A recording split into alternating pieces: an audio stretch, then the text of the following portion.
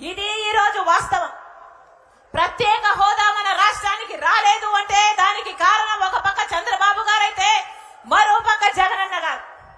ఇద్దరు కలిపి బీజేపీ పార్టీకి ఏ మాత్రం మెడలు వంచున్నా బీజేపీ పార్టీతో కుమ్మక్కు కాకుండా ప్రత్యేక హోదా కోసం పోరాటం చేస్తున్నా ఈ పార్టీకి మన రాష్ట్రానికి ప్రత్యేక హోదా వచ్చుండేది.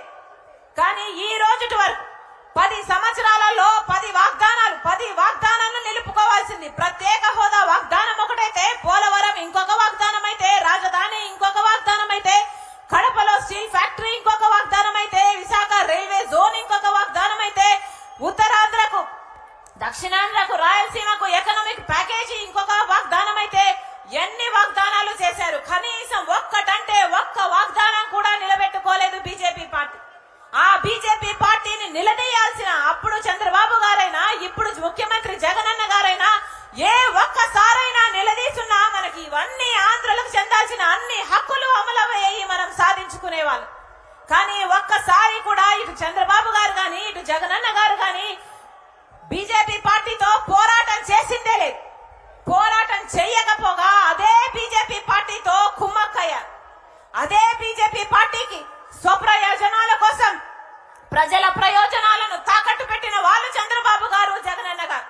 ఒక పక్క టీడీపీ అయినా ఒక పక్క వైసీపీకైనా ఈ రోజు బీజేపీ పార్టీకి బానిసలుగా మారారు.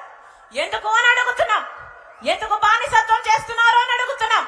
బీజేపీ పార్టీ మన రాష్ట్రానికి ఏమిచ్చింది కనుక మీరు ఈ బానిసలుగా మారారు అని అడుగుతున్నాం. బీజేపీ పార్టీ మనకు ప్రత్యేక హోదా ఇచ్చుంటే మీరు బీజేపీ పార్టీతో పరోక్షంగా ప్రత్యక్షంగా ఎలా పొత్తులు పెట్టుకున్నా ఆంధ్ర రాష్ట్ర ప్రజలు మిమ్మల్ని అడిగేవాళ్ళు కాదు.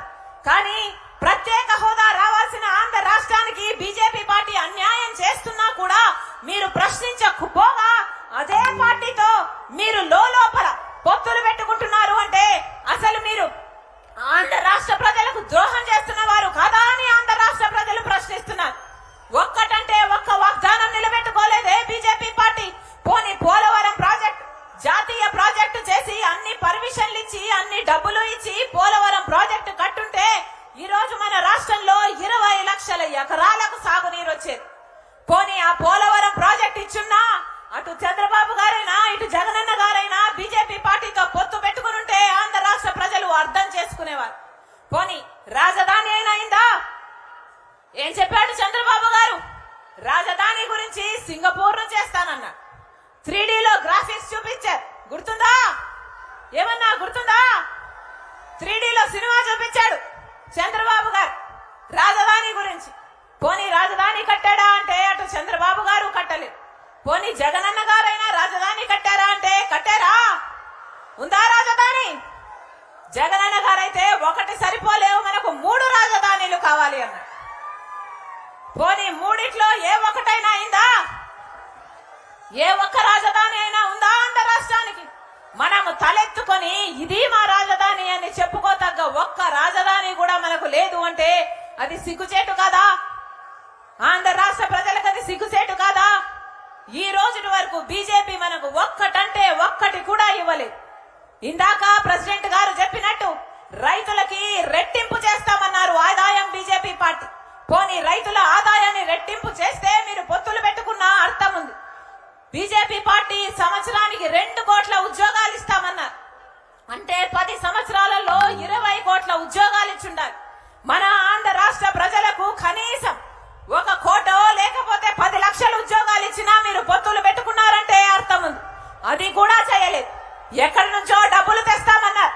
ఎక్కడెక్కడ ఎవరెవరు దాచిన డబ్బులో తీసుకొచ్చి ప్రతి అకౌంట్ లో 15 లక్షల రూపాయలు వేస్తామన్నారు. వేసారా బీజేపీ పార్టీ?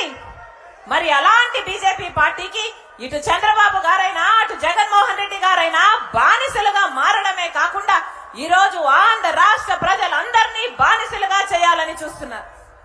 ఇది ఎక్కడి న్యాయం అని అడుగుతున్నాం. ఇది ఎక్కడి న్యాయం అని అడుగుతున్నాం. చంద్రబాబు గారు సమాధానం చెప్పాలి. ఈ రోజు బీజేపీ పార్టీతో పొత్తులు పెట్టుకోవడానికి మీరు సిద్ధమయ్యారు. బీజేపీ పార్టీతో మీరు ప్రత్యక్షంగా పొత్తులు పెట్టుకోవడానికి మీరు సిద్ధమయ్యారు అంటే ఎందుకు పెట్టుకుంటున్నారు అని ఆంధ్ర రాష్ట్ర ప్రజలు అడుగుతున్నారు. మనకు ప్రత్యేక హోదా ఇచ్చినందుకు పెట్టుకుంటున్నారా? మనకు పోలవరం ప్రాజెక్ట్ ఇచ్చినందుకు పెట్టుకుంటున్నారా? మనకు రాజధాని ఇచ్చినందుకు పెట్టుకుంటున్నారా? లేకపోతే కనీసం మనకు ఏ ఒక్క వాగ్దానమైనా నిలబెట్టుకున్నందుకు చంద్రబాబు గారు పొత్తులు పెట్టుకుంటున్నారా?